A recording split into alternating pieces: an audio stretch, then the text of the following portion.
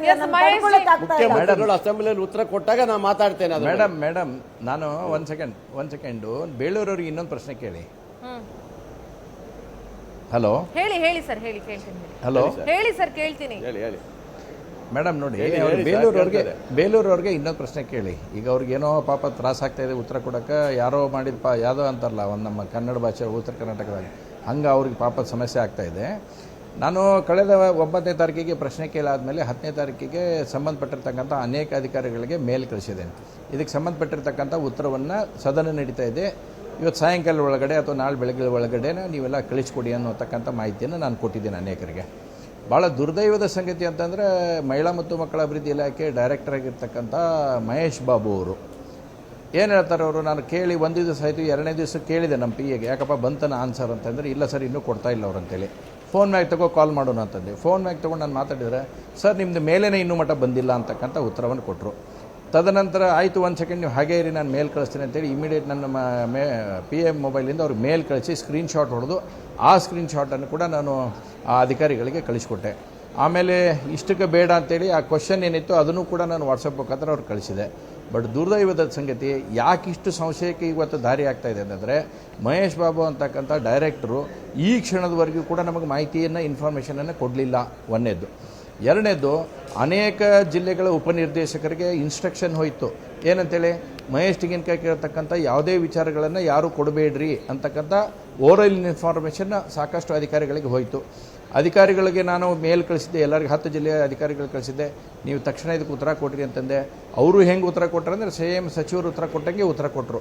ನನ್ನ ಜಿಲ್ಲೆಯಲ್ಲಿ example round about ಅಂತಂದರೆ 1 ಲಕ್ಷ ಜನ ತಾಯಿಯಂದಿರಿದ್ದಾರೆ, ಅವರಿಗೆ 1 ಕೋಟಿಗಳನ್ನು ಜಮಾ ಮಾಡಿದ್ದೇವೆ, ಆಗಸ್ಟ್ 2025 ಎಲ್ಲ ಕಂತುಗಳನ್ನು ಕೊಟ್ಟಿದ್ದೇವೆ ಅಂತಕ್ಕಂಥ ಮಾಹಿತಿಯನ್ನು ಕೊಟ್ಟರು. ತದನಂತರ ನಾನು ಸಂಬಂಧಪಟ್ಟಿರ್ತಕ್ಕಂಥ ಅಧಿಕಾರಿಗಳಿಗೆ ಮಾತಾಡಿದೆ, ಯಾಕಪ್ಪ ನೀವೆಲ್ಲ ಇದ್ರಾಗ ಒದ್ದಾಡ್ತೀರಿ, ಸಿಕ್ಕೊಂತೀರಿ, ಸಮಸ್ಯೆ ಮಾಡ್ಕೊಳಕ್ಕೆ ಹೋಗ್ಬಿಡ್ರಿ, ಇದ್ದಂಗೆ ಇಡ್ರಿ, ಇಲ್ಲ ನಾಳೆ ನಿಮ್ಮ ನೌಕರಿ ಹೋಗುತ್ತೆ, ಸಚಿವರಿಗೆ ಏನಾಗುತ್ತೋ ಬಿಡುತ್ತೋ ಗೊತ್ತಿಲ್ಲ, ನಿಮ್ಮ ನೌಕರಿ ಮಾತ್ರ ಹೋಗುತ್ತೆ ಅಂತ ಹೇಳಿದಾಗ ಅದೇ ಅಧಿಕಾರಿಗಳು ವಾಪಸ್ ಮತ್ತೆ ಇಲ್ಲ ಸರ್ ನಮಗೆಲ್ಲ ಭಾಳ ಟೈಟ್ ಮಾಡಿದ್ದಾರೆ, ಇನ್ಸ್ಟ್ರಕ್ಷನ್ ಆಗಿದೆ, ಮಾತಾಡಬೇಡ ಅಂತ ಹೇಳ್ತಾ ಇದ್ದಾರೆ ಅಂತಂದ್ರೆ, ಕೊಟ್ಟಿಲ್ಲ ಅಂದರೆ ನಿನ್ನ ಸಮಸ್ಯೆ ಮಾಡ್ಕೊಂತಿ ಅಂತಕ್ಕಂಥ ಮಾತನ್ನು ಹೇಳಿದಾಗ, ಒಂದು ನಾನು ನಿಮಗೆ ವಿತ್ ಡಾಕ್ಯುಮೆಂಟೇಷನ್ ಕೊಡ್ತೇನೆ ನಿಮ್ಮ ಕಡೆ. ಒಂದು ಅಧಿಕಾರಿ ಒಂದು ಉತ್ತರ ಕೊಟ್ಟ, ಸೆಕೆಂಡ್ ಅದೇ ಅಧಿಕಾರಿ ಇನ್ನೊಂದು ಅರ್ಧ ಗಂಟೆ ಬಿಟ್ಟು ಇನ್ನೊಂದು ಬೇರೆ ಉತ್ತರ ಕೊಡ್ತಾನೆ. ಇದು ಯಾವ ಕಾರಣಕ್ಕಾಗಿ, ಇದ್ರ ಹಿಂದಿರ್ತಕ್ಕಂಥ ಉದ್ದೇಶ ದುರುದ್ದೇಶ ಏನು ಅನ್ನೋದನ್ನ ಬೇಳೂರು ಗೋಪಾಲ್ ಕೃಷ್ಣ ಅವರು ಸ್ಪಷ್ಟ ಮಾಡಿ. ಎಸ್ ಬೇಳೂರು ಸರ್, ಈಗ ನಿಮ್ಮ ಸರದಿ ನೀವೇ ಉತ್ತರ ಕೊಡಬೇಕು, ನೀವು ಮತ್ತದನ್ನೇ ಹೇಳಬೇಡಿ. 1,46 ಲಕ್ಷ ಅಕೌಂಟ್ಗೆ ಹಾಕ್ತೀವಿ ಅನ್ನೋ ಉತ್ತರ ಬಿಟ್ಬಿಟ್ಟು ಬೇರೆ ಹೇಳಿ ಸರ್ ಪ್ಲೀಸ್. ಮೇಡಮ್ ಅವರೇ, ನಾನು ನೋಡಿ, ಮಾನ್ಯ ಮುಖ್ಯಮಂತ್ರಿಗಳು ನಾಳೆ ಉತ್ತರ ಕೊಡ್ತಾ ಇದ್ದಾರಲ್ಲ, ಅವತ್ತು ಪೂರ್ತಿ ಅದನ್ನ ದಾಖಲೆ ಸಮೇತ ಕೊಡ್ತಾರೆ. ಅಲ್ಲಿವರೆಗೆ ನಾನು ಏನು ಹೇಳಲಿಕ್ಕೆ ಹೋಗುದಿಲ್ಲ. ಇವತ್ತು ಅಸೆಂಬ್ಲಿಯಲ್ಲಿ ಅವರೇ ಚರ್ಚೆ ಮಾಡಿದ್ರಲ್ಲ, ಅವರೇ ವಾದ ಮಾಡಿದ್ರಲ್ಲ, ಅಲ್ಲೇ ಚರ್ಚೆ ಅವ್ರು ಮಾಡ್ಬೋದಿತ್ತು. ಅಲ್ಲಿ ಬಿಟ್ಟು ಆ ಮೇಡಮ್ ಅವ್ರ ಕ್ಷಮೆ ಕೇಳ್ತೇನೆ, ಅವ್ರು ಆರಾಮಾಗಿ ಕೂತ್ಕೊಂಡ್ರು. ಆಮೇಲೆ ಮುಂದಿನ ಕ್ವಶನ್ ಅಲ್ಲಿವರೆಗೆ ಯಾಕೆ ಸುಮ್ಮನೆ ಕೂತಿದ್ರು ತೆಂಗಿನಕಾಯಿ ಅವರು? ಅಲ್ಲೇ ಚರ್ಚೆ ಮಾಡಬೇಕಾಯ್ತು.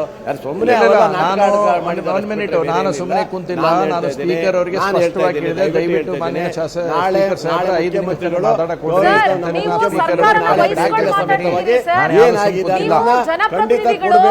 ಕೇಳ್ತೀವಿ ನಾವು.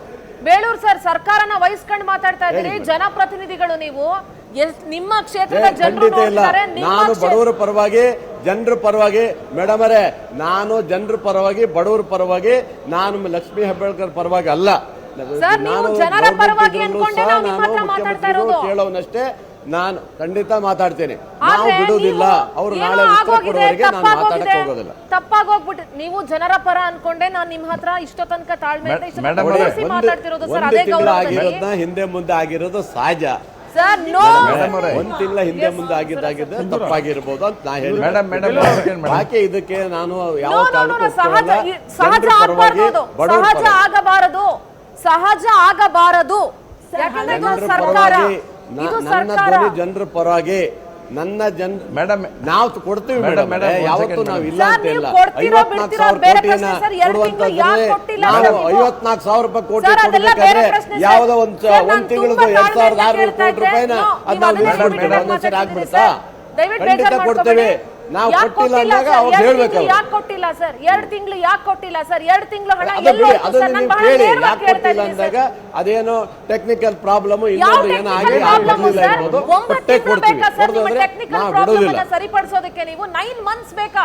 Technical ಇರುತ್ತೆ problem ಮೇಡಮ್ ನ ಏನಾದ್ರು ಇರ್ಬೋದು ಅಂಥದ್ದು ಒಳ್ಳೆ ಯಾವ್ದು ಕಥೆ ಸರ್ ಅದು ಆಯ್ತಲ್ಲ. technical Madam, there is problem? no any ಒಂದು ರಾಜ್ಯ technical ಸರ್ಕಾರದ problem. ಕೈಯಲ್ಲಿ ಕೇಂದ್ರ ಸರ್ಕಾರ ಸರಿಪಡಿಸೋದು ಒಂದು ವರ್ಷ 2 ವರ್ಷದಿಂದ ₹1 ಕೊಟ್ಟಿಲ್ಲಲ್ಲ ಅವ್ರು ಯಾಕೆ ಕೊಟ್ಟಿಲ್ಲ ಇಲ್ಲಿಗ್ ಮಾತಾಡಿ ಅವ್ರು ಸರ್ ಕೊಡ್ತಾ ಇಲ್ಲ ನಮ್ಮ ಬರುವಂತ ಹಣ ಕೊಡ್ತಾ ಇಲ್ಲ ಖಂಡಿತ ಅದು ನಿಮ್ಮನ್ನೇ ಕರಿತೀನಿ ನಿಮ್ಮನ್ನೇ ಸ್ಟುಡಿಯೋದಲ್ಲಿ ಹಾಗೆ. ಕೂರಿಸ್ತೀನಿ ಇವತ್ತಿಂದ ಮಾತಾಡೋಣ ಸರ್ ಅದೇ ತರ ಮೇಡಮ್ ಇರುತ್ತೆ ಅವ್ರು ಕೊಟ್ಟಿದ್ರೆ ನಾವು ದುಡ್ಡು ಇವತ್ತು ಕೊಡಕ್ಕೆ ಅನುಕೂಲ ಆಗೋದು ಸ್ವಲ್ಪ ನಮಗೆ ಹಣಕಾಸು ಅವ್ರು ಕೊಡ್ಬೇಕಾಗಿತ್ತು ಕೊಟ್ಟಿಲ್ಲ ಕ್ವಶನ್ ಅವ್ರಿಗೆ ಇನ್ನೇನಿಲ್ಲ ಸರ್ ಒಂದೇ ಒಂದು ಕ್ವಶನ್ ನಾನು ಕೇಳಿಸ್ತಾ ಇದೆ ಅಂತ ಅಂದ್ಕೊಂಡಿದ್ದೀನಿ.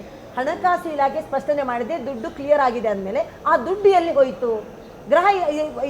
ಗೃಹಲಕ್ಷ್ಮಿಗಂತ ಇಟ್ಟಿರುವ ದುಡ್ಡು ಯಾವ ಇಲಾಖೆಗೆ ಹೋಯ್ತು?